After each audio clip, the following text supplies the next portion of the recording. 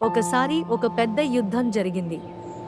చిన్న సైన్యంతో ఒక రాజు, పెద్ద సైన్యంతో ఒక రాజు యుద్ధం చేశారు. ఎవరి శక్తి కొలది వారు పోట్లాడారు.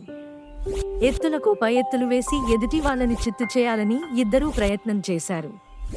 కాని పాపం, చిన్న సైన్యం ఉన్న రాజు ఓడిపోయే పరిస్థితి వచ్చింది.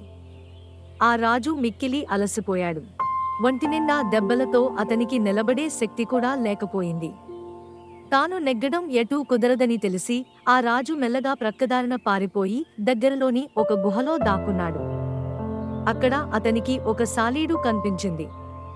అది క్రింద నుండి పైనున్న తన గూటికి చేరుకోవాలని ప్రయత్నం చేస్తోంది. కాని అది క్రిందకు పడిపోతోంది. ఒకసారి కాదు, అనేకసార్లు అది క్రింద పడిపోయింది. అయినా అది తన ప్రయత్నం మానక 17వసారి తన గూటికి చేరుకుంది. దాని పట్టుదల చూచిన రాజుకు జ్ఞానోదయమయ్యింది. ఎన్ని కష్టాలు ఎదురైనా పట్టుదలతో కార్యాన్ని సాధించాలి అని నిర్ణయించుకున్నాడు. ఈసారి తప్పక శత్రువును ఓడించి తీరాలి అని గట్టిగా నిర్ణయించుకుని మళ్లీ ఆ పెద్దరాజుతో యుద్ధం చేయడం మొదలుపెట్టాడు. సైనికులకు తగిన శిక్షణనిచ్చుట చేత వాళ్లు సులభంగా శత్రువును మట్టి కరపించారు. పెద్ద సైన్యం గల రాజే ఓడిపోయాడు. చిన్నరాజు విజేత అయ్యాడు. నీతి: జయం పొందాలంటే మళ్లీ ప్రయత్నించాలి.